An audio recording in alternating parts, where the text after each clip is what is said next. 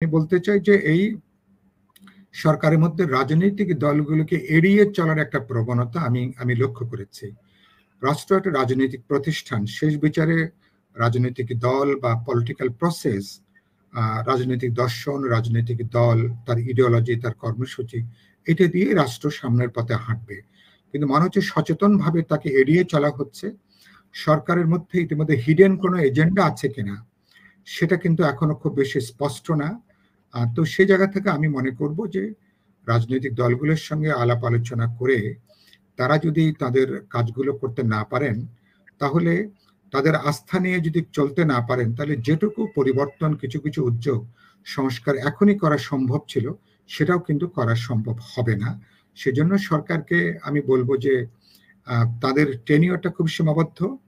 আর এইবারে আমি কথাটা বলে শেষ করি যে ক্ষমতার কোনো সীমারেখা নাই, যে সরকারের কোনো দায়বদ্ধতা নাই, যে সরকারের কোনো চৌহদ্দি নাই, তার কোনো ঘেরটোপ নাই। এই সরকার যে কোনো সময় বিপজ্জনক পথে হাঁটতে পারে, তারা কিন্তু হুমড়ি খেয়ে পড়তে পারে, তারা হোঁচট খেতে পারে। সুতরাং এরকম অনির্দিষ্টকাল জবাবদিহিহীন কোন সরকারের কিন্তু থাকার কোনো প্রশ্ন নেই। সেজন্য নির্বাচন সহ সমগ্র ব্যাপারে জনগণের কাছে পরিষ্কার করে তাদের কথাটা বলা দরকার।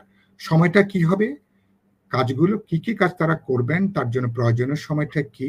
আমি মনে করি বিরোধী দল আলাপ আলোচনা করে এ ব্যাপারে যদি একটা মতৈক্যের জায়গাটা আসা যায়, তাহলে সরকার তার নির্দিষ্ট কাজগুলো সম্পন্ন করে একটা নির্বাচনের পথে হাঁটতে পারবে। ধন্যবাদ।